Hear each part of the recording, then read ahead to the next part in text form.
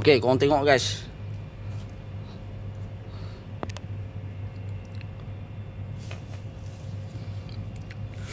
Baru ni aku check kulun aku menitik-nitik. Kulun aku menitik. Jadi aku check bawah tu tak ada apa. Okey, aku buka cover ni. Cover enjin ni. Aku buka, aku check tengok dia punya hose kat sini bocor. Kau nampak tu. Pecah.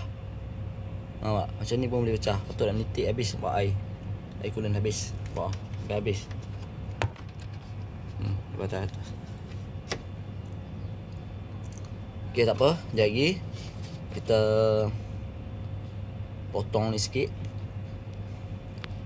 Kan? Kita potong sikit. Tu kita masuk lah, kita ikat sikit. Okey.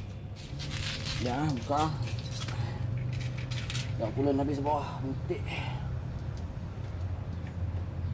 Okey. Oh, habis. Kotor gila tu. Nampak? Potong sikit lah.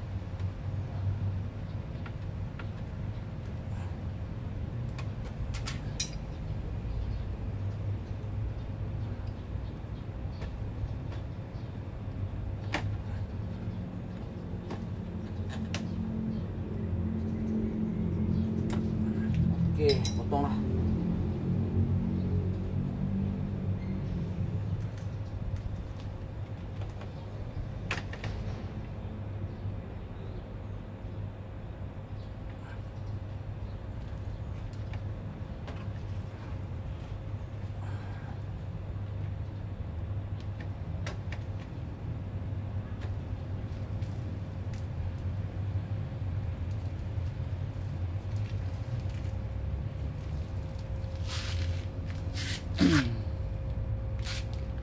Okey, aku dah siap pasang dah. Jadi kita ikat pakai kabel tie. Kalau korang pasang lah, coolant dia tu macam manik-manik sikit ya. Macam ada macam habuk besi ya. Ya.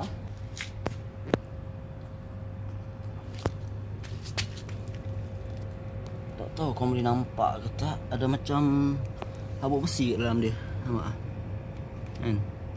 Nampak?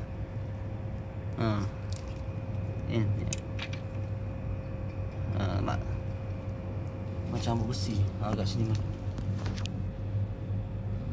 Tak tahu lah pada dalam radiator ke tak apa. Tak apa, aku dah siap pasang ni. Nampak? Okey, nampak ni. Ni siap pasang dah. Jadi kita ikat pakai kabel tie. Kau tengok yang ni pecah kan? Pecah kat sini. Nampak? Pecah. Nampak? Mungkin tak tahu, terlalu panas kot rasanya. Okey, aku dah siap ikat dah. Nampak? Okey, coolant dalam radiator ni dah habis tau. Dah habis sebab dia keluar tadi melalui hose ni. Dengan dalam tangki spare pun keluar habis melalui bawah ni. Jadi kita isi lah. Kita buka ni isi. Sebab dia keluar habis. Memang habis. Okay guys. Okay guys, kita buka dia punya ni radiator cap ni. Pakai lengki. Alright. Okay, dah tanggal.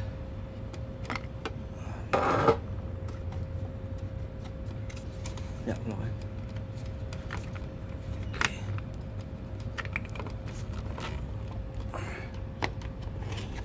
Okey, dah tanggal. Nah. Tanggal. Okey, kita top up sikit dalam tu. Top up sikit sebab dah habis.